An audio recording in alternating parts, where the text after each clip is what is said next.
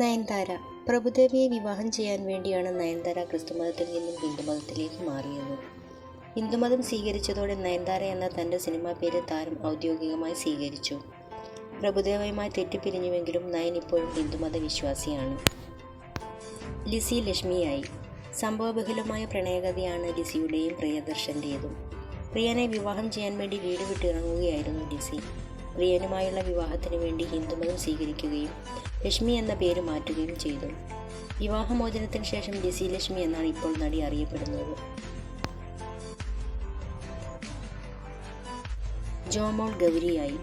പ്രണയിച്ച ആളെ വിവാഹം ചെയ്യാൻ വേണ്ടി മതം മാറിയവരുടെ കൂട്ടത്തിലാണ് ജോമോളും. ചന്ദ്രശേഖരൻ പിള്ളയെ വിവാഹം ചെയ്യാൻ വേണ്ടി വീട് വിട്ടിറങ്ങി. ഹിന്ദുമതം സ്വീകരിച്ചു. ഗൗരി എന്നാണ് ഹിന്ദുമത ആചാരപ്രകാരം രജിസ്റ്റർ ചെയ്തിരിക്കുന്ന പേര്. താരം ഇപ്പോൾ സിനിമയിലും സജീവമാണ്.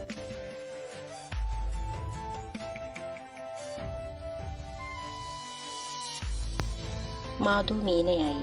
ഡോക്ടർ ജേക്കബിനെ വിവാഹം ചെയ്യാൻ വേണ്ടിയാണ് മാധു ക്രിസ്തുമതം സ്വീകരിച്ചത്.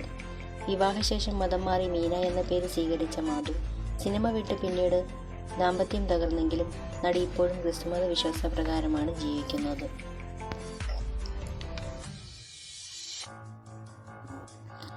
ആനി ചിത്രയായി. സംവിധായകൻ ഷാജി കൈലാസിനെ വിവാഹം ചെയ്യാൻ വേണ്ടിയാണ് നടി ആനി മതം മാറിയത്. ഹിന്ദുമതത്തിലേക്ക് മാറിയ ആനി വിവാഹശേഷം ചിത്ര എന്ന് അറിയപ്പെട്ടു.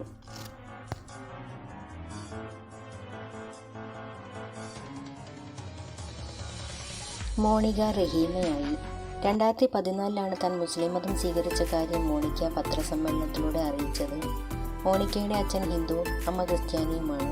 മുസ്ലിം മതത്തോടുള്ള താല്പര്യം കൊണ്ടാണ് താൻ മതം മാറിയതെന്ന് താരം പറഞ്ഞു.